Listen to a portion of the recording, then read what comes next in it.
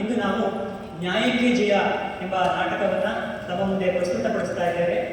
ಈ ನಾಟಕದ ನಿರ್ದೇಶಕರು ಹರ್ಷ ಒಳ್ಳೂರು. ನಾಟಕವನ್ನು ನೋಡಿ ನಾನು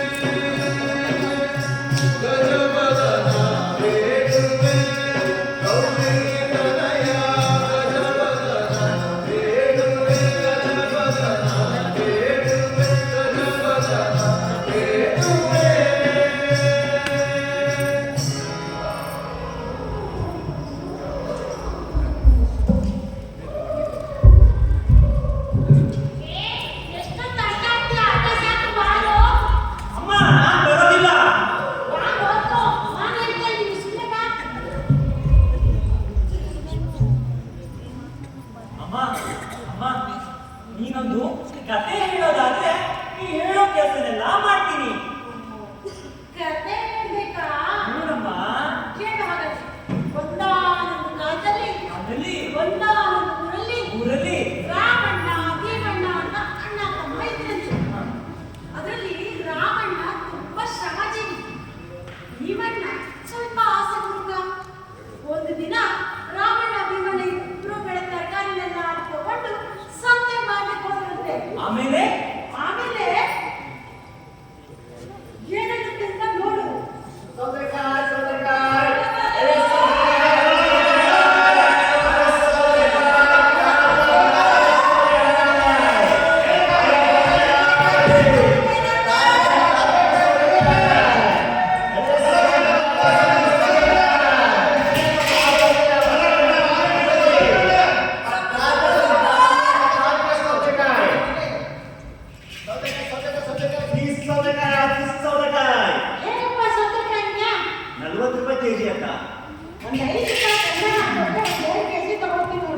ಏನ್ ತಾಯಿ, ಎಲ್ಲರೂ 50 ರೂಪಾಯಿ ಕೆಜಿ ಮಾಡ್ತಿದ್ದಾರೆ, ನಾನು 40 ರೂಪಾಯಿ ಕೆಜಿ ಮಾಡ್ತಾ ಇದ್ದೀನಿ. ಅದನ್ನು ಚೌಕಾಸಿ ಮಾಡ್ತೀಯಲ್ಲ ತಾಯಿ.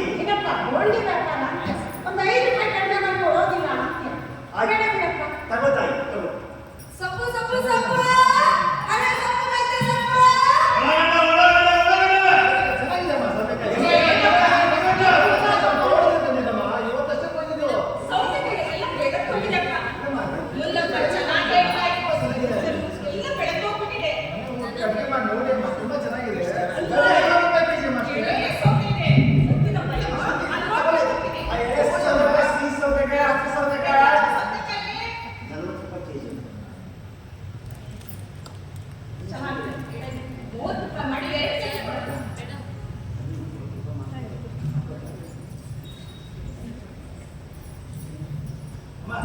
ಇಲ್ಲಿ ಬನ್ನಿ. ಅದು ಒಳ್ಳೆ ಸೌತೆಕಾಯಿ ಎಲ್ಲ ಈ ಸೌತೆಕಾಯಿ ತಗೊಂಡೋಗಿ ಅಡುಗೆ ಮಾಡಿ ಮನೆಯವರಿಗೆಲ್ಲ ಬಡಿಸಿದ್ರೆ ಅಷ್ಟೇ ಆಗಲ್ಲ ಕತೆ. ನಿಮ್ಗೆ ಒಳ್ಳೆದೇ ಕೇಳ್ತಾ ಇದ್ದೀನಿ ನೋಡಿ. ನನಗೆ ಗೊತ್ತಿಲ್ಲ, ನಾನು ತಗೊಂಡಿದ್ದೀನಿ. ಆ ಸಿಹಿ ಸೌತೆಕಾಯಿ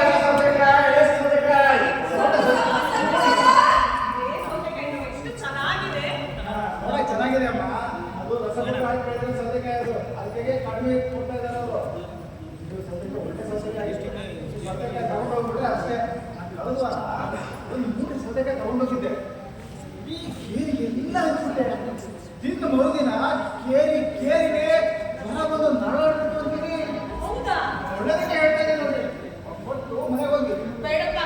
ಇಲ್ಲ ತಾಯಿ, ಇಲ್ಲ. ತಾಜಾ ಸೌತೆಕಾಯಿ ತಾಯಿ, ಅವ್ರು ಸುಳ್ಳು ಹೇಳ್ತಿದ್ದಾರೆ. ಎಲೆ ಸೌತೆಕಾಯಿ ತಾಯಿ ಅದು. ಏನ್ ತಾಯಿ?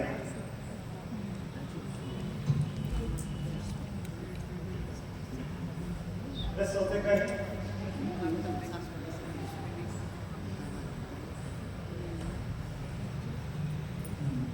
ರಮಣ, ಯಾಕೆ ತಲೆ ಮೇಲೆ ಹೋಗ್ಬಿಟ್ಟ?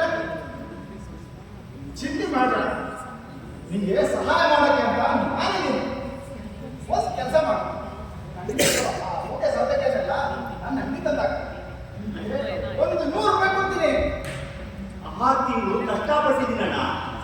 ನೀನು ಕೊಡೋ 100 ರೂಪಾಯಿಯಲ್ಲಿ 1 ಕೆಜಿ ಎಣ್ಣೆ, ಗಾಡಿ, ಅಕ್ಕಿನೂ ಬರ್ಬೋದು. ನಾ ಸಂಸಾರ ಹೇಗೆ ನಡೆಸ್ತೀನಿ? ಸ್ವಲ್ಪ ಯೋಚನೆ ಮಾಡೋಣ. ನೋಡ್ತಮ್ಮ, ಈಗಾಗಲೇ ಸಂತೆ ಮುಗಿದೋಗಿದೆ. ಇನ್ನು ಮುಂದಿನ ವಾರ ಅನ್ನೋಷ್ಟೊಳಗೆ ಸೌತೆಕಾಯಿ ಎಲ್ಲ ಒಳಗೆ ಹಾಳಾಗೋಗುತ್ತೆ. ನೋಡೋದಕ್ಕೆ ಏನೋ ಸಹಾಯ ಆಗಲಿ ಅಂತ ಹೇಳ್ತಾ ಇದ್ದೀನಿ. ಒಂದಾಕು ಬಾ ಬಾ, ಒಂದಾಕು. ನೀನು 100 ರೂಪಾಯಿ ಕೊಡ್ತಿರೋದೇ ಹೆಚ್ಚು. ಬರೋಣ, ಮೂಟೆಗೆ 1000 ರೂಪಾಯಿ ಕೊಡೋದಾದ್ರೆ ಕೊಡ್ತೀನಿ. ನೋಡ್ತಮ್ಮ, ನಾನು ಆ ಸೌತೆಕಾಯಿ ಇಟ್ಕೊಂಡು ವ್ಯಾಪಾರ ಮಾಡ್ಬೇಕಲ್ಲ, ತಗೊಂಡು ಹೋಗ್ಬೇಕು. ಬೇಡ ಅಣ್ಣ, 500 ರೂಪಾಯಿ ಕೊಟ್ಟು ನಿನ್ನ ಕೈ ಮುಗಿತೀನಿ. ಇನ್ನೊಂದು 100 ರೂಪಾಯಿ ಸೇರಿಸ್ಕೊಡ್ತೀನಿ, ಬಂದು ಹಾಕ್ಕೊಡು. ನನ್ನ ಹೊಟ್ಟೆ ಮೇಲೆ ಹೊಡಿಬೇಡಣ್ಣ, ಕರುಣೆ ತೋರಿಸು. ಹೆಚ್ಚಾಗಿದೆಯಪ್ಪ, ಇಟ್ಕೋ ಇಟ್ಕೋ, ಬಂದಾಕು. ಬಾ.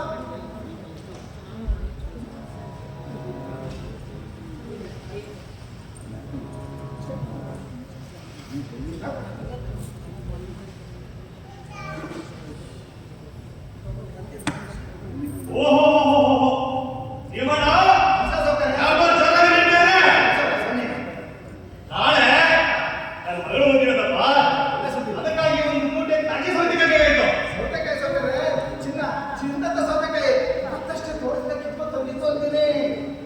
ತಿಂದ್ರೆ ತುಂಬಾ ಚೆನ್ನಾಗಿರುತ್ತೆ. ಬೇಕಿದ್ರೆ ಒಂದು ಮಾತು ತಿಂದು ನೋಡಿ.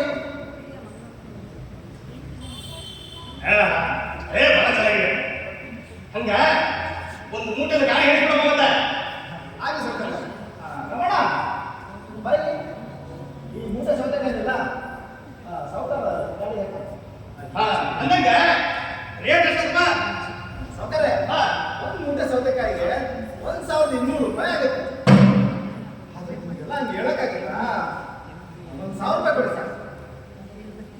ನಂಬಿದಪ್ಪ.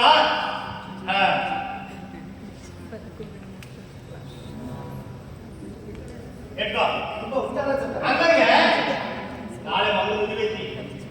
ಮತ್ತೆ ನಿಮ್ಮ ಕುಟುಂಬ ಸಮೇತ ಬರುವುದು. ಆಯ್ತು ಸೌಕರ್ಯ. ರಮಣ, ನೀನು ಎಷ್ಟಪ್ಪ? ನಿಮ್ಮ ಕುಟುಂಬ ಸಮೇತ ಬರ್ಬೇಕಾತ ಬಲ್ಲ. ಆಯ್ತು ಸೌಕರ್ಯ, ಆಯ್ತು ಸೌಕರ್ಯ. ಭೀಮಣ್ಣ, ಇದು ಎಂತ ಅನ್ಯಾಯ? 6 ತಿಂಗಳು ಶ್ರಮ ಪಟ್ಟು ಬೆಳೆಸಿ ಸೌತೆಕಾಯಿಗೆ ನೀನು ಬರೀ 100 ರೂಪಾಯಿ ಕೊಟ್ಟು ಅದನ್ನ 1000 ರೂಪಾಯಿ ಮಾಡಿದಾಗ ಆ 1000 ರೂಪಾಯಿ ಸಿಗ್ಬೇಕಾಗಿ ನನಗಲ್ವಾ? 6 ತಿಂಗಳು ಕಷ್ಟಪಟ್ಟಿರೋ ನಾನಲ್ವಾ? ಅಮ್ಮ, ನಿಮ್ಮ 6 ತಿಂಗಳು ಶ್ರಮ ಎಲ್ಲಂತ ಅದು ಮಾತಿ ಸಮಾತಮ್ಮ. ವ್ಯವಹಾರ ನಿಮ್ಗೆ ತಿಳಿಯಾಗಿಲ್ಲ. ಇದು ನ್ಯಾಯನಾ? ನೀನೇ ಹೇಳು. ನ್ಯಾಯನ? ಈ ಜಗತ್ತಲ್ಲಿ ಇನ್ನೂ ನ್ಯಾಯ ಇದೆಯಾ? ನಿಮ್ಗೆ ಗೊತ್ತಿಲ್ಲ ತಮ್ಮ, ಅನ್ಯಾಯ ಮಾಡಿದವ್ರೆ ಮೇಲ್ ಬರೋದು. ಈಗ ನನ್ನನ್ನ ನೋಡು, ಹೆಂಗೆ ಜಬರ್ದಸ್ತಾಗಿ ಬದುಕ್ತಾ ಇದ್ದೀನಿ. ಇಲ್ಲ ಅಣ್ಣ, ಅನ್ಯಾಯಕ್ಕೆ ತಾತ್ಕಾಲಿಕ ಸುಖ ಸಿಗಬಹುದು, ಆದರೆ ಈ ಲೋಕದಲ್ಲಿ ಕೊನೆ ತನಕ ಉಳಿಯೋದು ನ್ಯಾಯನೇ. ಆಯ್ತಪ್ಪ, ನಿನ್ನಂತೆ ನೀರಿಟ್ಟು ನ್ಯಾಯವಂತ ನಿಷ್ಠಾವಂತ ಎಲ್ಲ ಸರಿ. ನಾನು ಅನ್ಯಾಯ ಮಾಡ್ತೀನಿ ತಾನೆ. ನನ್ನ ನಂಬಿಕೆಯಲ್ಲಿ ನಾನು ಬದುಕಿದ್ರೆ ನಿಮ್ದೇನೂ ತಗೊಳ್ಳಿಲ್ಲ. ಸುಮ್ಮನೆ ಮನೆಗೆ ಹೋಗು. ಆ 1000 ರೂಪಾಯಿ ನನಗೆ ಸೇರ್ಬೇಕು, ಅದನ್ನ ನನಗೆ ಕೊಡು. ಕೈಯ 1000 ರೂಪಾಯಿ ನನಗೆ ಸೇರ್ಬೇಕು, ನನಗೆ ಕೊಡೋದಿಲ್ಲ. ಆ 1000 ರೂಪಾಯಿ ನನಗೆ ಸೇರ್ಬೇಕು, ನನಗೆ ಕೊಡೋದಿಲ್ಲ. 1 ರೂಪಾಯಿನೂ ಕೊಡಲ್ಲ. ಏನಂದ್ರೆ ನ್ಯಾಯ ಅನ್ಯಾಯ. ನಿನಗೆ ಒಂದು ಕೆಲಸ ಮಾಡೋಣ, ಒಂದು ಪಣ ಕಟ್ಟೋಣ. ನಿನಗೆ ಯಾರು ಸರಿ ಅನಿಸ್ತಾರೋ ಅವ್ರ ಹತ್ರ ಹೋಗಿ ಕೇಳೋಣ. ಅವರೆಲ್ಲ ನ್ಯಾಯ ಇದೆ ಅಂತ ಹೇಳೋದಾದ್ರೆ ಈ 1000 ರೂಪಾಯಿ ನಿಂದು. ಒಂದು ವೇಳೆ ಅವ್ರು ಏನಾದರೂ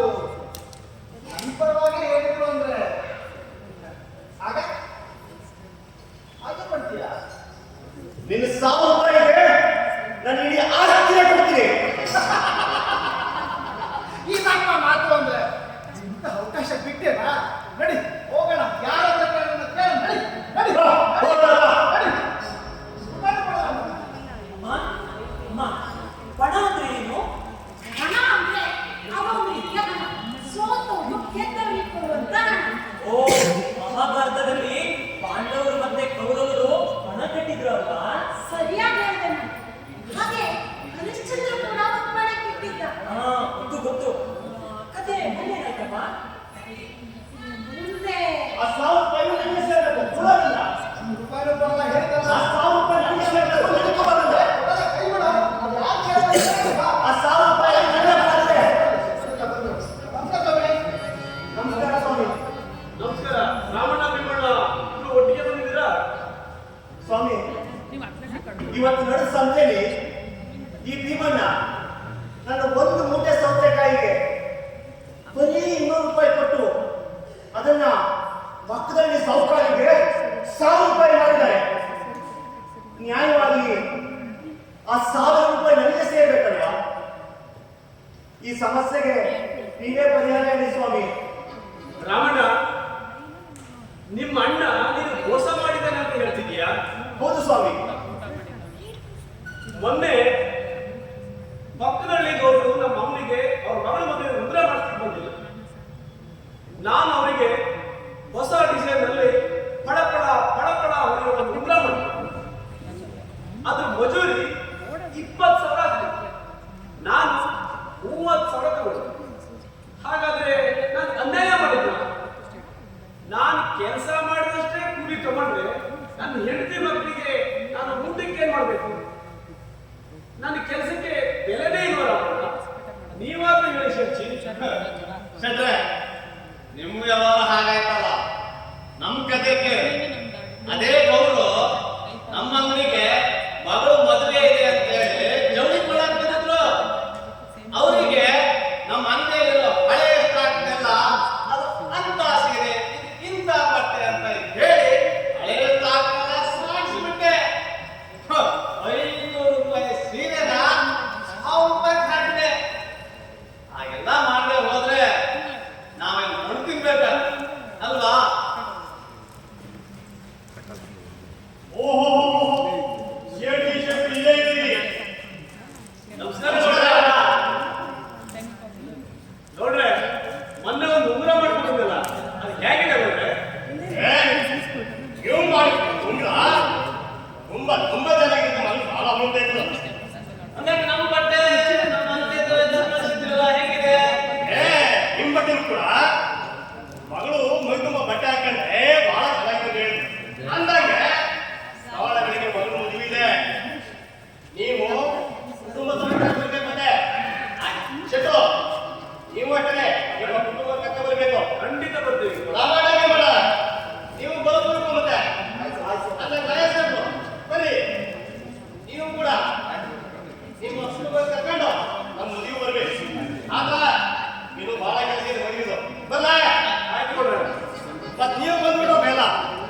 ರಮಣ ನೋಡಪ್ಪ, ನಿಮ್ಗೆ ಏನಾದ್ರು ಹಾಗೇನಾದ್ರು ನ್ಯಾಯ ಬೇಕೇ ಬೇಕು ಅನ್ನೋದಾದ್ರೆ ಇಲ್ಲೇ ಪಕ್ಕದಲ್ಲಿ ಲಾಯರ್ ಅವ್ರನ್ನ ಕೇಳ್ಕೊ. ಸಾಹೇಬ್ರೆ, ನೀವಾಗಿ ಈ ಸಮಸ್ಯೆ ಪರಿಹಾರ ಹೇಳಿ ಸಾಹೇಬ್ರೆ. ನೋಡ್ರಮ್ಮಣ್ಣ, ನಿಮ್ಮ ಅಣ್ಣ ಮಾಡಿರೋ ತರಕಾರಿಯಲ್ಲಿ ಅದರ ದುಡ್ಡಲ್ಲಿ ನೀನು ಪಾಲು ಬೇಕು ಅನ್ನೋದು ನಿನ್ನ ವಾದ. ಹೌದು ಸಾಹೇಬ್ರೆ. ನೀನು 200 ರೂಪಾಯಿಗೆ ಸೌತೆಕಾಯಿನ ಭೀಮಣ್ಣ ಮಾರಿದ್ದೆ, ಹೌದಾ? ಹೌದು ಸಾಹೇಬ್ರೆ. ಹಾಗಿದ್ಮೇಲೆ ಅವನು 1000 ರೂಪಾಯಿಗಾದ್ರೂ ಮಾಡ್ಕೊಳ್ಳಿ, 100 ರೂಪಾಯಿಗಾದ್ರೂ ಮಾಡ್ಕೊಳ್ಳಿ, ಅದರಲ್ಲಿ ನಿನ್ನ ಪಾಲಿದೆ ನಮಗೆ ಎಷ್ಟು ಸರಿ? ನೋಡಪ್ಪ, ಅವನು ವ್ಯವಹಾರದಲ್ಲಿ ಚತುರ. 1000 ರೂಪಾಯಿಗೆ ಮಾರ್ಕೊಂಡು ಲಾಭ ಮಾಡ್ಕೊಂಡಿದ್ದಾನೆ. ವ್ಯವಹಾರ ಗೃಹ ಚಿಂತನ ಅಂತಾರಲ್ವ, ಹಾಗೆ ಇದು ವ್ಯವಹಾರ. ನಿನ್ನ ಈ ವ್ಯವಹಾರದಲ್ಲಿ ನ್ಯಾಯನ ಅನ್ಯಾಯನ ಅನ್ನುವಂಥ ಅನುಮಾನ ನನ್ನ ಬಗೆಹರಿಸಿದೆ. ನನಗೆ 200 ರೂಪಾಯಿ ಫೀಸ್ ಕೊಟ್ಟರೆ ಹೊರಬ ಕೋರ್ಟಿಗೆ ಹೋಗ್ಬೇಕು. ಟೈಮ್ ಆಯ್ತು. ಕೊಡು. ಶೆಟ್ಟಿ, ಈ ಕೇಸನ್ನ 5,000 ಫೀಸ್ ಕೊಟ್ಟರೆ ನಿನ್ನ ಕಡೆ ಬರುವಾಗೆ ಮಾಡ್ತೀನಿ. ಬೇಗ ಮುಗಿಸ್ಬಿಡ್ಬೇಕು. ಬರ್ತೀನಿ. ಕೊಡ. ಆಯ್ತು.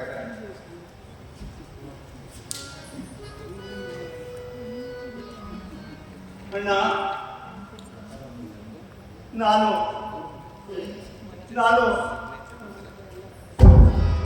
ಸೋತು ಹೋದೆ.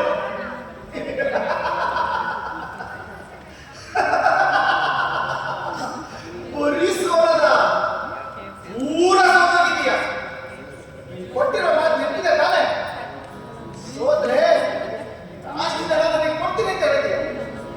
ಆ ಮಾತಿನ ಪ್ರಕಾರ ಇವತ್ತಿಂದ ನೀನು ಲಾಸ್ಟ್ ಎಲ್ಲ ನಾನು. ನಾಳೆಯಿಂದ ಅಂತ ಕಡೆ ಹೋಗೋಣ. ಇನ್ನು ಆ ನಿನ್ ಮನೆ ಯಾರು ಬರ್ತಾ ಹೋಗು, ಅದು ನನಗೆ ಬೇಡ.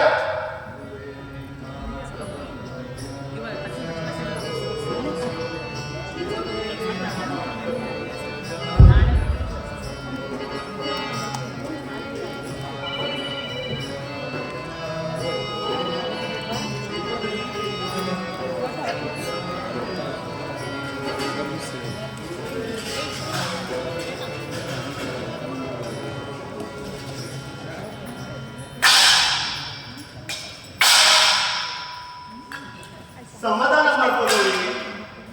ದೇವ್ರು ಏನಾದರೂ ದಾರಿ ತೋರಿಸ್ತಾರೆ. ಏನು ದೇವರು ದೇವರು ಆ ದೇವರು ಹೇಳ್ತಿ ನಮ್ಮ ಒಳ್ಳೆ ಮಾಡ್ತಾರೆ.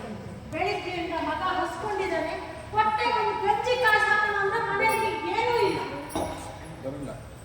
ಆ ಸಂತೆಗೆ ಹೋಗ್ತೀರಾ, ಸೌತೆಕಾಯಿ ಮಾರಿ ಅಕ್ಕಿನ ಬೆಳೆ ಇಷ್ಟು ಹತ್ತೀರಾ, ಮತ್ತೆ ಗಜ್ಜಿ ಕಾಸು ಹಾಕೋಣ ಅಂತ ನಾನು ಕಾಯ್ತಾ ಇದ್ದೆ. ಬರೀ ಕೈಯಲ್ಲಿ ಬಂದಿದ್ದೀರ ಆ ಮನೆ ಬುದ್ಧಿ ಗೊತ್ತಿಲ್ಲ ನಿಮಗೆ. ಮತ್ತೆ ಹೋಗಿ ಅವನ ಹತ್ರ ಹೋಗಿ ಮೋಸ ಹೋದ ಇರದಿದ್ದೆಲ್ಲ ನಾವು ಮಾಡಿಬಿಟ್ಟು ನಮ್ಮನ್ನು ನಿರ್ಗತಿಕರನ್ನಾಗಿ ಮಾಡಿದ್ದೀರಲ್ವೇ? ಹೊಟ್ಟೆ ಹಸಿದೆ, ತಿನ್ನಕ್ಕೇನಾದ್ರು ಇದ್ರೆ ಕೊಡಮ್ಮ. ಹಸಿವ ನನ್ನನ್ನೇ ಹಾಕೊಂಡು ಬಿಸ್ಬಿಡಪ್ಪ.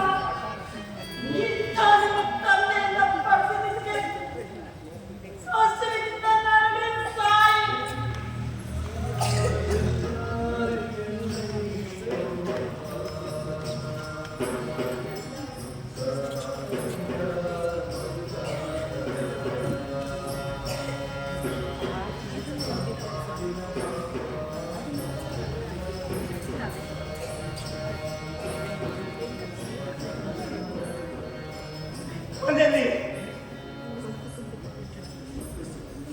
ಒಂದಿಲ್ಲಿ ರಾಗಿ ಇಟ್ಟು ಇಲ್ವಾ? ಇಲ್ಲ ಅಂತ ಹೇಳ್ತೀನಿ. ತಂದು ಹಾಕಿದ್ರೆ ನಾನು ಇರೋದು.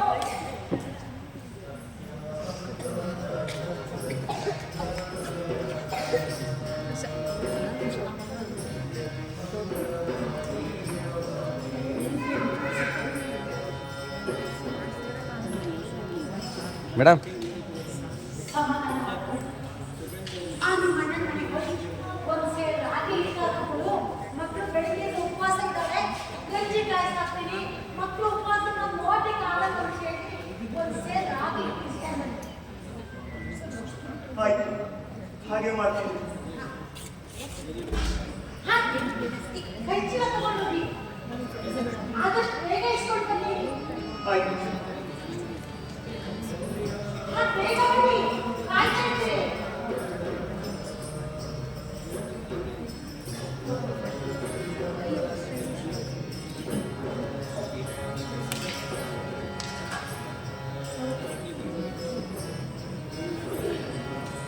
ಅಮ್ಮ, ಈ ದೃಶ್ಯದಲ್ಲಿ ನಿನ್ನನ್ನೇ ನೋಡ್ದಂಗಾಯ್ತು. ನೀನು ಅಪ್ಪ ದಿನ ಮನೆಯಲ್ಲಿ ಹೀಗೆ ಅಲ್ವಾ ಗಲಾಟೆ ಮಾಡೋದು? ಸುಮ್ಮನೆ ಇಲ್ಲ, ನಾನು ತಂದೆ ಹೇಳೋದಿಲ್ಲ ನಿಮಗೆ. ಅಮ್ಮ ಹೇಳಮ್ಮ, ಕತೆ ಹೇಳಮ್ಮ, ಮುಂದೆ ನನಗೆ ಹೇಳಮ್ಮ. ಹೇಳ್ಬೇಕಾ? ಆಯ್ತು ಹೇಳಿ.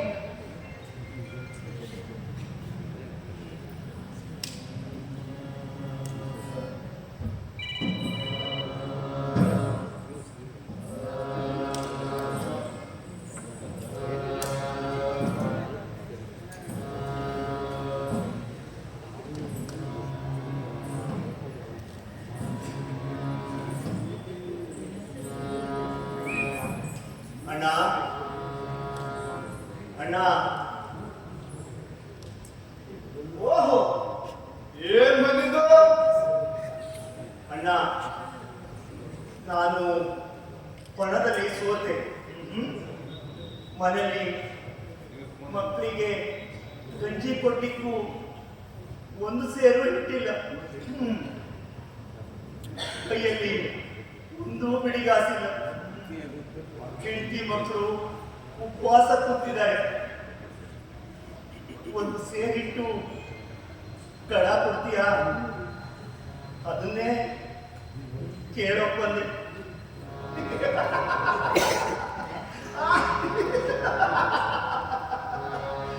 ಹೀಗಾಗ್ತದೆಯ ಪಾಪ, ಹೀಗಾಗಬಾರ್ದಾಗಿತ್ತು. ಕಷ್ಟ ನನಗೂ ಅರ್ಥ ಆಗ್ತೈತಿ. ಮಕ್ಕಳು ಹಸು ಸಾಯೋದನ್ನ ನೆನೆಸ್ಕೊಂಡ್ರೆ ಇದು ನುಗ್ತದೆಯಾ? ನಿಂಗೆ ಏನಾದ್ರೂ ಸಹಾಯ ಮಾಡೇ ಬಿಡೋಣ ಅನ್ನಿಸ್ತಾ ಇದೆ. ಆದ್ರೆ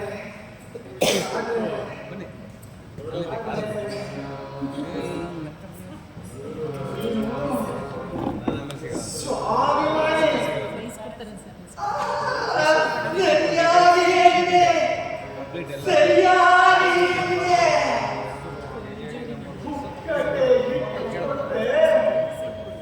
ನಿನಗೆ ಸರಿಯಾಗಲ್ಲ. ಇನ್ನು ನಾನು ಏನು ವ್ಯವಹಾರಸ್ಥ ಹಾಗೆ ಹಾಗೆ ಪುಕ್ಕಟ್ಟೆ ಏನು ಕೊಡಲ್ಲ. ಬೇಕಾದ್ರೆ ಕಡವಾಗಿ ಏನನ್ನಾದರೂ ಕೇಳು. ಅಡವಾಗಿ ಏನನ್ನಾದರೂ ಕೊಡು. ಏನು ಕೊಡ್ಲಿ ಅಣ್ಣ? ಇದ್ದ ಒಂದು ಹೊಲನೂ ನೀನೇ ತಗೊಂಡಿಯ. ಇನ್ನು ಏನೈತಿ ಅಂತ ಕೊಡ್ಲಿ? ಇನ್ನೊಂದಾದ್ರೂ ಕೊಡ್ತೀಯಾ?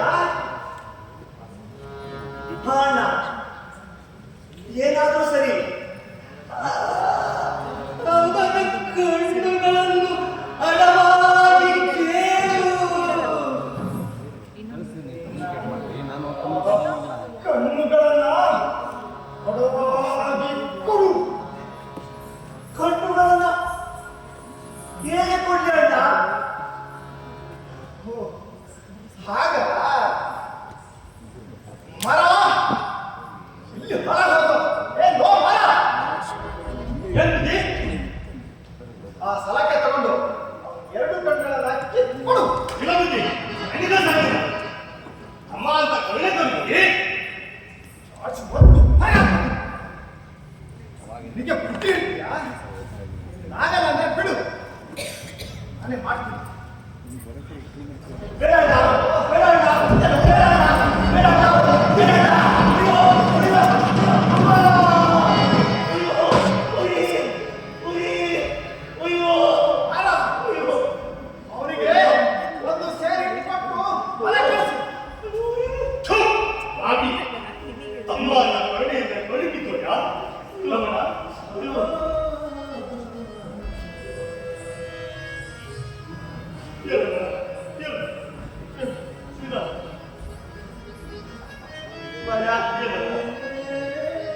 ಸ್ವಲ್ಪ ಮನೆ ತನಕ ತಲುಪ್ತೀರಪ್ಪ.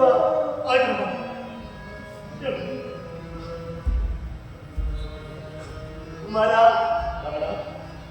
ನೀನು ನನ್ನ ಹಾಗೆ ಬರುವ ನನಗೊಂದು ಉತ್ತರ ಬರ್ತೀಯಪ್ಪ. ಈ ಹಿಟ್ಟು ನನ್ನ ಮನೆ ತಗೊಂಡೋಗಿ ಕೊಡ್ತೀಯ? ನನ್ನ ಕಣ್ಣಿಂದ ಇರೋದು ನನ್ನ ಹೆಂಡತಿ ಮಕ್ಕಳು ನೋಡಿದ್ರೆ ಸಂಕಟ ಬರ್ತಾರೆ. ನಾನು ಎಲ್ಲಿ ಅಂತ ಕೇಳಿದ್ರೆ ಪಕ್ಕೂರಿಗೆ ಕೆಲಸಕ್ಕೆ ಹೋಗಿದ್ದಾರೆ, ಒಂದು 2 ದಿನ ಬಿಟ್ಟು ಬರ್ತಾರೆ ಅಂತ ಹೇಳ್ತೀಯಪ್ಪ.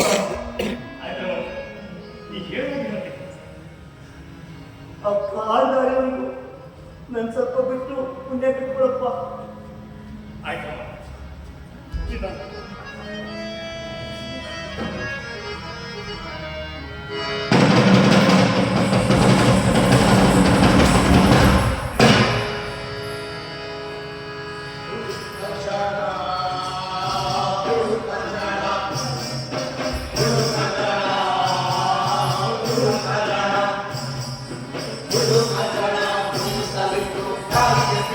Thank you.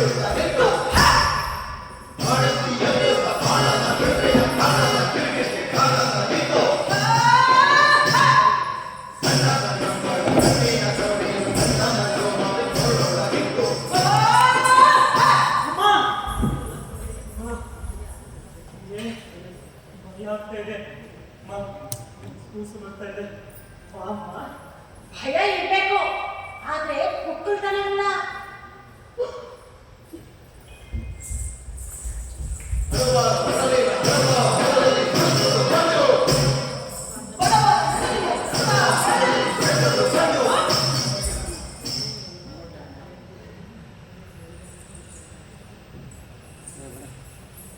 ಹೀಗೆ ನೋಡಿ ಮಜಾನ.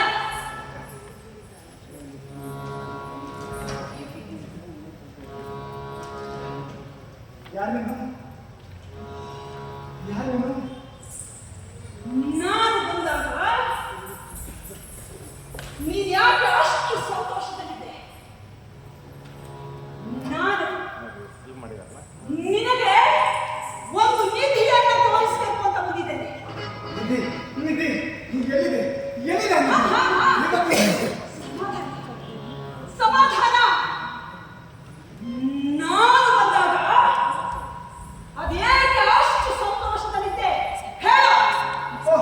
ಅದಾ ಮಾತಿಗೆ ಒಂದು ಫಲ, ಇನ್ನು ಒಂದು ಸೇರಿ ಇದೆ ಎರಡು ಕಣ್ಣು. ಅಯ್ಯೋ ಭೀಮಣ್ಣ, ಆ ಪಾಳು ಬಿದ್ದ ಹೊಲ, ಆ ಪಾಳು ಬಿದ್ದ ಹೊಲಕ್ಕೆ ಅಷ್ಟು ಸಂತೋಷ ಪಡ್ತಿದ್ಯಲ್ಲ. ನೋಡು, ಆ ಬಾವಿಯನ್ನು ಇಳಿಸಿ ನೋಡು. ಏನೋ ಹೊಡಿತಾ ಇದೆ, ಏನೋ ಹೊಡಿತಾ ಇದೆ. ಚಿನ್ನ ಚಿನ್ನ ಬಂಗಾರ, ನಾನು ಈಗಲೇ ಹೋಗಿ ಎಲ್ಲ ತೆಗೆದುಬಿಡ್ತೀನಿ. ನೀನಾಗ ಇಳಿದ್ರೆ ಸತ್ತೇ ಹೋಗ್ತೀಯ. ಆ ಚಿನ್ನ ಹಾಗೆಲ್ಲ ಸಿಗೋದಿಲ್ಲ. ಮತ್ತೆ ಅದಕ್ಕೆ ಒಂದು ಬಲಿ ಬೇಕು. ಒಂದೇನು 10 ಬಲಿ ಕೊಟ್ಟೇನು. ತಾಳ್ಮೆ, ತಾಳ್ಮೆ, ಸ್ವಲ್ಪ ತಾಳ್ಮೆ. ಅದು ಹಾಗೆಲ್ಲ ಅದಕ್ಕೆ ಅದಕ್ಕೆ ನಿನ್ನ ಮಗಳ ಬಲಿಬೇಕು. ಹಾಗಾದ್ರೆ ಮಾತ್ರ ಆ ನಿಧಿ ನಿನಗೆ ಸಿಗತ್ತೆ. ಮಗಳ ಬಲಿ ತಾನೇ, ಈಗಲೇ ಹೋಗಿ ಕರ್ಕೊಂಡ್ಬರ್ತೀನಿ. ಜನಿ ಜನಿ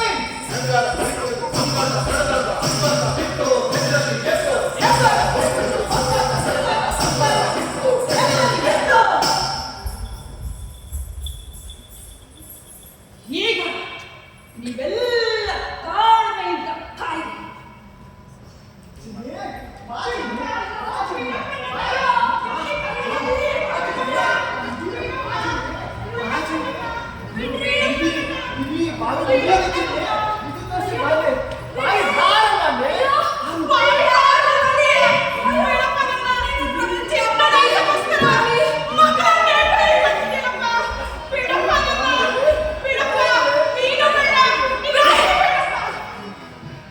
ಏನ್ ಮಾಡಿದ್ದೀರಿ ರೋಗ ನಿಮ್ಗೆ? ನಿಮ್ ದುರಾಸೆ ಒಂದಿಷ್ಟು ಹೊಂಟಿದ್ದು. ನಿಮ್ಮ ದುರಾಸೆಯಿಂದನೇ ತಮ್ಮನ್ನು ಹೊರ ತಗೊಂಡ್ರಿ, ಕಟ್ಟಿದ್ಕೊಂಡ್ರಿ.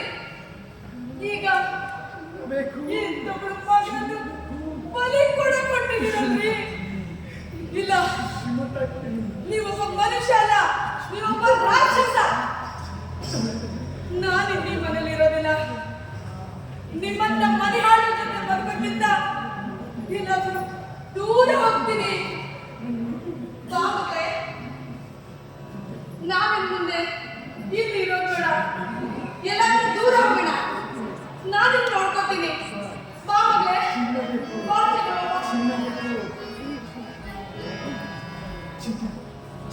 ಜನಿ ನಿಂಗೆ ನಂಚಿನ ಏ ರಂಗಿ, ಜನಿ ಬರೀ ಬೇಕು, ನನ್ನ ಬಂಗಾರ ಬೇಕು, ನನ್ನ ದುಡ್ಡು ಬೇಕು.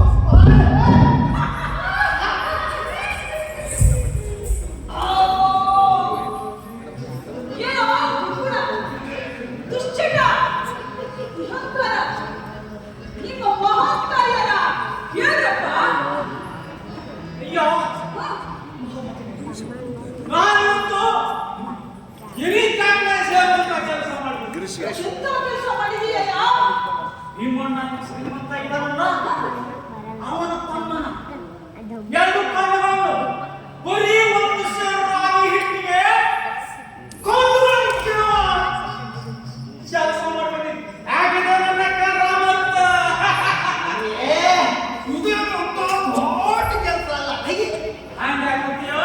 ಯಾಕಂದ್ರೆ ಕಣ್ಣುಗಳನ್ನು ಕಳ್ಕೊಂಡವ ತನ್ನ ಕಣ್ಣುಗಳಿಗೆ ಮರದ ಕೆಳಗೆ ಮೇಲೆ ಬಿದ್ದಿರೋ ಈ ಬಿಡಿನ ಹಚ್ಕೊಂಡ್ರೆ ಅವನ ಕಣ್ಣು ಬರ್ತದೆ. ಈ ವಿಷಯ ನಿಮ್ಮ ಅಯ್ಯೋ ನಾನು ಹೇಳ್ತಲ್ಲ, ಆದ್ರೆ ಈ ವಿಷಯ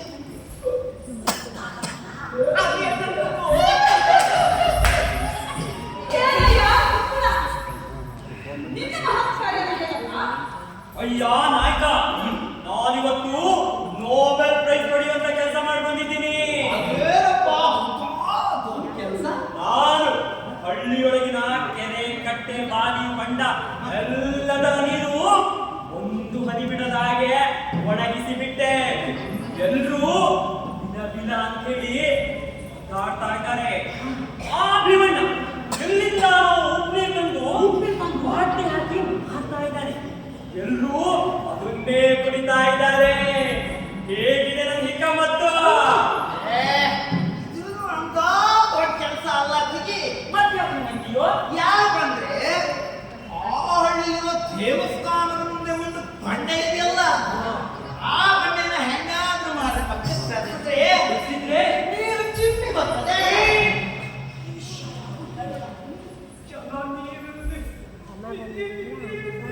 ಒತ್ತಾಡೋದನ್ನ ನೋಡಿದ್ರೆ ನನಗೆ ಪವಿತ್ರ ಆನಂದ. ಅಯ್ಯಂದಿರತ್ತೆ ಅತ್ಲಾಟ ಕಂಡಿದ್ಯಾ? ನೀನು ಇವತ್ತಿನ ಮಹತ್ಕಾರ್ಯನ ಕೇಳಯ್ಯ, ನಾನೀಗಾಗಲೇ ಮಿಂಚಿನ ವೇಗದಲ್ಲಿ ಹೋಗಿ ಒಂದು ಮಹತ್ಕಾರ್ಯನ ಸಾಧಿಸಿ ಬಂದಿದ್ದೀನಿ. ಏನಪ್ಪ ಅಂತಂದ್ರೆ, ಆ ಭೀಮಣ್ಣನಿಗೆ ಬಂಗಾರದ ಆಸೆ ತೋರಿಸಿ ಅವನನ್ನ ನಾನೇ ಬಾಲಿಗೆ ಬಂದಿದ್ದೀನಿ. ಕೇಳಯ್ಯ, ಪದ್ಮವಿಭೂಷಣ, ಪದ್ಮಭೂಷಣ, ಭಾರತ ರತ್ನ, ಮ್ಯಾಗ್ಸೆಸ್ಸೆ ಎಲ್ಲ ಪ್ರಶಸ್ತಿಗಳು ನನಗೆ ಬರಬೇಕು. ಹೇಗಿದೆ ನನ್ನ ಮಾರಾಯ, ಇದೇನು ಅಂತ ದೊಡ್ಡ ಕೆಲಸ ಅಲ್ವಲ್ಲ. ಮತ್ಯಾವಂತೀಯೋ? ಯಾಕಂದ್ರೆ ಇದೇನು ವಾಸನೆ ಆಗಿರೋ ಕೈ ಅಲ್ಲ. ಆಮದ ಎಣ್ಣೆಯಲ್ಲಿ ಬಿತ್ಕೊಂಡು ಹೋಗಿ ಈ ಬಡೆ ಬಾಯಲ್ಲಿ ರಸ ಹಿಂಡಿದ್ರೆ ಅವನು ವಾಸಿ ಆಗ್ತಾನೆ. ಓ, ಆದ್ರೆ ಈ ಕೆಲಸ ಮಾಡೋರು ಈ ಪ್ರಪಂಚದಲ್ಲಿ ಯಾರು ಇಲ್ಲ. ನಾವೆಲ್ಲರೂ ನಮ್ಮ ಕೆಲಸನ ಬಹಳ ಚೆನ್ನಾಗಿ ಮಾಡಿದೀವಿ. ಬನ್ರಿ, ಮತ್ತೆ ಮಾತಾಡೋದನ್ನ ಸಿಗತ್ವಾ ನೋಡೋಣ.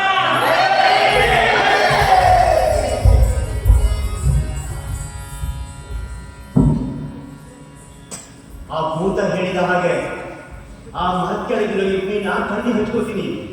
ನನ್ನ ಕಣ್ಣು ಮತ್ತೆ ಬರಬಹುದು.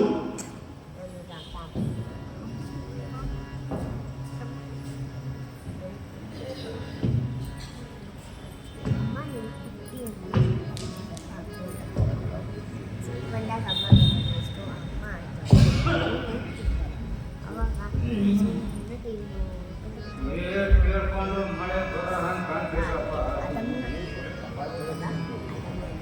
ನಾನು ಹುಟ್ಟಿದ ಮೇಲೆ ಇಂಥ ಬರಗಾಲ ನೋಡಿರ್ಲಿಲ್ಲ. ಕಾಲ ಕೆಟ್ಟ ಹೋಯ್ತು. ಅಜ್ಜ, ಆ ಭೀಮಣ್ಣ ಮಾತೆಯಿಂದ ಉಪ್ಪು ನೀರು ಕುಡಿದು ಕುಡಿದು ಜೀವ ಹೈರಾಣಾಗಿತ್ತು. ಆದ್ರೆ ಈಗ ಆ ನೀರು ಸಿಗ್ತಾ ಇಲ್ಲ. ಮುಂದೆ ಏನ್ ಮಾಡೋದು ಅಂತ ಗೊತ್ತಿಲ್ಲ. ಅಜ್ಜ ಅಜ್ಜ, ನಮ್ಮ ಊರಿನ ಕಷ್ಟ ನೀಗಿಸುವಂತ ಒಂದು ಗುಟ್ಟು ನನಗೆ ಬಂದಿದೆ. ಏನ್ ಹೇಳಪ್ಪ ಬೇಗ ಅದನ್ನ. ಆ ನಮ್ಮೂರು ಗುಡಿ ಬಂದಿರೋ ಬಂಡೆನ ಪಕ್ಕಕ್ಕೆ ಸರಿಸಿದ್ರೆ ನಮ್ಮೂರಿಗೆ ಬೇಕಾದಷ್ಟು ನೀರು ಸಿಗ್ತದೆ. ಬಂದ್ರು ರಾಮಪ್ಪ ಹೇಳ ಮಾತು ಕೇಳಿ ಆ ಗುಡಿ ಮುಂದಿರೋ ಬಂಡೆನ ಪಕ್ಕಕ್ಕೆ ಸುರಿದಿದ್ರೆ ನಮ್ಮ ಊರಿಗ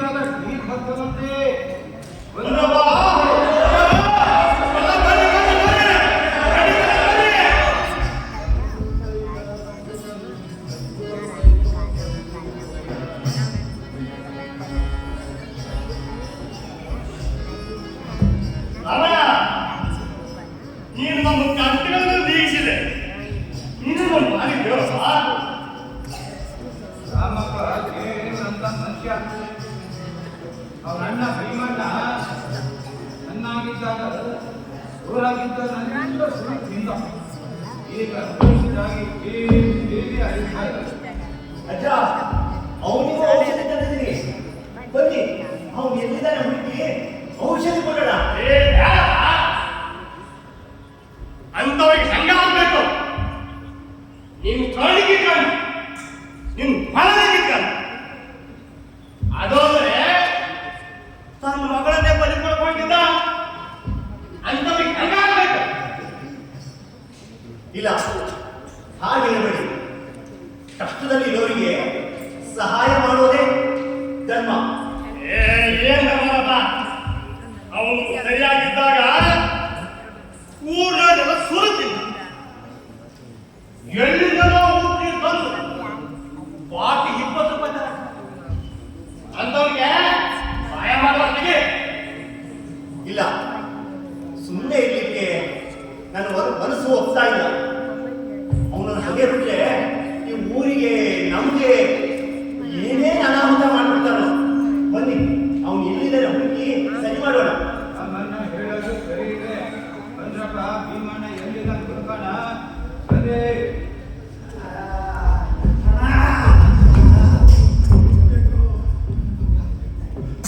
ಬೇಕು, ಒಟ್ಟು ಶ್ರೀಮಂತ ಆಗ್ತೀನಿ, ಒಟ್ಟು ಬಂಗ್ಲೆ ಕಟ್ಬಿಡ್ತೀನಿ, ಊರು ಎಲ್ಲರ ಆಸ್ತಿನೂ ಕೊಂಡ್ಕೊಂಡ್ಬಿಡ್ತೀನಿ.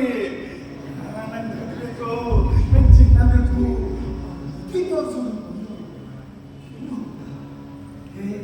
ನೀನು ನೋಡಿದ್ಯಾ? ನೀನು ನೋಡಿದ್ಯಾ? ಅವನು ಬೇಕು ನನಗೆ, ನಿಧಿ ಬೇಕು ನನಗೆ. ಬಾಣ ಇಲ್ಲೇ ಇದೆಯಾ? ಬಾಣ ಬಾರೋ, ಬರೀ. ನಿಧಿ ತಗೊಂಡ್ಬರೋ.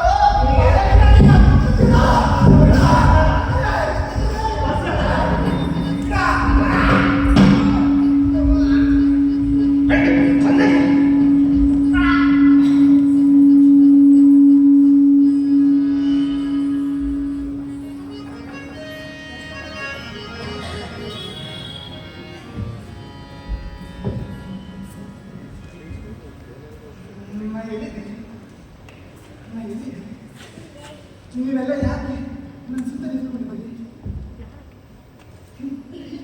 ಯಾಕೆ ಅಜ್ಜ ನಿಂಗೆ ಹುಚ್ಚಿಗಿತ್ತಪ್ಪ. ಊರು ಅರಿತಾ ಇದೆ. ನಿನ್ನ ತಮ್ಮ ರಾಮಣ್ಣ ದೇವರಂತ ಮನುಷ್ಯ ಸೊಪ್ಪಿನ ರಸ ತಂದು ಕುಡಿಸಿ ನೀನು ಪಾರ್ಟಿ ಮಾಡಿದ.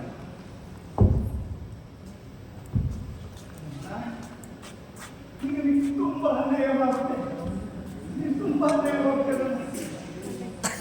ನಿಧಿ ಹಸಿಗಾಗಿ ನನ್ನ ಹೆಂಡತಿ ಮಗಳನ್ನ ದೂರ ಮಾಡ್ಕೊಂಡೆ. ನನಗೆ ಸಂಸಾರ ಬೇಕು. ಇನ್ನು ಯಾವತ್ತೂ ದುರಾಸೆ ಮಾಡೋದಿಲ್ಲ, ನಾನು ದುರಾಸೆ ಮಾಡೋದಿಲ್ಲ. ನನ್ನ ಹೆಂಡತಿ ಮಗಳು ಕಳ್ಸಜ್ಜ. ಮಾರ ಹೋಗಿ ಹೆಂಡತಿ ಮಗಳನ್ನ ನಾನು ಹೇಳ್ದಂತ ಕರ್ಕೊಂಡ್ ಬಾರಪ್ಪ. ಆಯ್ತಲ್ಲ. ನನ್ನ ಕಾಪಾಡಿದೆಯೋ, ನನ್ನ ಜೀವ ಉಳಿಸಿದೆಯಾ, ನನ್ನ ಕ್ಷಮಿಸ್ಬಿಡಪ್ಪ. ನಿನ್ನ ಕಾಲಿಗೆ ಬೀಳ್ತೀನಿ. ಜೀವನ, ನಾನು ನಿನ್ನಿಂದ ಚಿಕ್ಕವನು, ನನ್ನ ಕಲಿಗೆ ಯಾಕೆ ಬೀಳ್ತೀಯ? ಹೇಳು ಹೇಳು. ಆ ದೇವ್ರ ಕಾಲಿಗೆ ಬೀಳು. ನ್ಯಾಯವಾದ ದಾರಿನ ಆ ದೇವರೇ ತೋರಿಸ್ತಾನೆ. ನನ್ನನ್ನ ಕ್ಷಮಿಸ್ಬಿಡು ತಂದೆ. ದೇವರೇ ಕ್ಷಮಿಸು. ಬರವ, ಬನ್ನಿ ಬನ್ನಿ ಬನ್ನಿ ತಾತ. ಬಾರವ್ವ, ಬಾ ಮಗಳೇ. ನಿನ್ ಗಂಡ ಒಳ್ಳೆ ಮನುಷ್ಯ ಆಗ ಅವನು ಊಟ ಸಂಸಾರ ಮಾಡ್ಕೊಂಡು ಚಂದ ಬಾಳೆ ಮಾಡವ್ವ.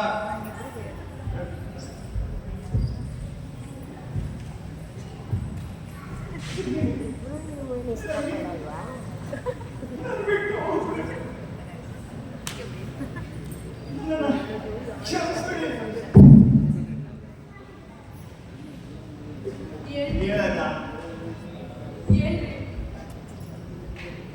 ಈಗ್ಲಾದ್ರೂ ನಿಮ್ಗೆ ತಪ್ಪಿನ ಅರಿವಾಯ್ತಲ್ಲ, ನನಗೆ ಅಷ್ಟೇ ಸಾಕು. ರಾಮಣ್ಣ ಔಷಧಿ ಕುಡಿಸಿ ಹುಚ್ಚೆಲ್ಲ ವಾಸಿ ಮಾಡಿದ. ಹೊಸ ಮನುಷ್ಯ ಆಗಿದ್ದೀನಿ. ಮುಂದಿನೆಲ್ಲ ಚೆನ್ನಾಗಿ ನೋಡ್ಕೊಳ್ತೀನಿ, ಚೆನ್ನಾಗಿ ನೋಡ್ಕೊಳ್ತೀನಿ. ಬನ್ನಿ ಮನೆಗೆ ಹೋಗೋಣ. ಬನ್ನಿ. ಎಲ್ಲ ಒಳ್ಳೆದಾಗಿ ಬನ್ನಿ. ಅನ್ಯಾಯಕ್ಕೆ ತಾತ್ಕಾಲಿಕ ಸುಖ. ಈ ಜಗತ್ನಾಗ ಏನಾದ್ರು ನಡೆಯೋದು ಅಂದ್ರೆ ನ್ಯಾಯ ಬಂದಾನೆ. ನ್ಯಾಯಕ್ಕೆ ಜಯ. ನ್ಯಾಯದಿಂದಲೇ ಒಳ್ಳೆಯದ. ಇಷ್ಟೊತ್ತವರೆಗೆ ಕಥೆ ಕೇಳಿದೆ ಅಲ್ವಾ? ಇಷ್ಟೊತ್ತವರೆಗೆ ನಿಮಗೆ ಏನು ಅನಿಸ್ತು? ಆ ರಾಮಣ್ಣ ಮಾಡಿದ ಸರಿನಾ ಅಥವಾ ಭೀಮಣ್ಣ ಮಾಡಿದ ಸರಿನಾ? ಭೀಮಣ್ಣ ಮಾಡಿದ್ದ ರಾಮಣ್ಣ ಮಾಡಿದ್ದೇನೇನೋ? ಅಮ್ಮ, ಕತೆ ತುಂಬಾ ಚೆನ್ನಾಗಿತ್ತು. ಭೀಮಣ್ಣ ಮಾಡಿದ್ದು ತಪ್ಪು. ತಮ್ಮ ದುರಾಸ್ತಿಗೋಸ್ಕರ ತನ್ನವರಿಗೆಲ್ಲ ದ್ರೋಹ ಮಾಡ್ದ. ರಾಮಣ್ಣ ಸಹೃದಯ ನಿಜ, ಆದ್ರೆ ತನ್ನವ್ರನ್ನ ಕೇಳದೆ ಪಣಕ್ಕಿಟ್ಟಿದ್ದು ತಪ್ಪು. ನನ್ನ ಪ್ರಕಾರ ಹೇಳ್ಬೇಕಂದ್ರೆ ಇಬ್ರು ಮಾಡಿದ್ದು ತಪ್ಪು. ಹಾ, ಸರಿ ಸರಿ.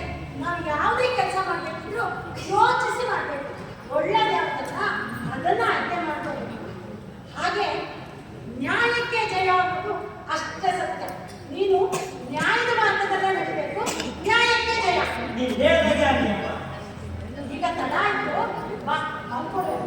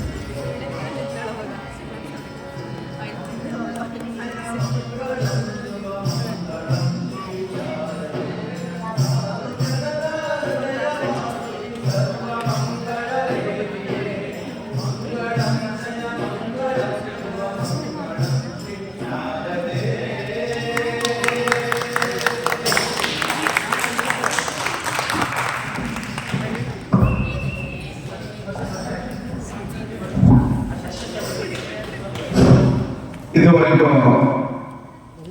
ಸಾಗರ ತಾಲೂಕಿನ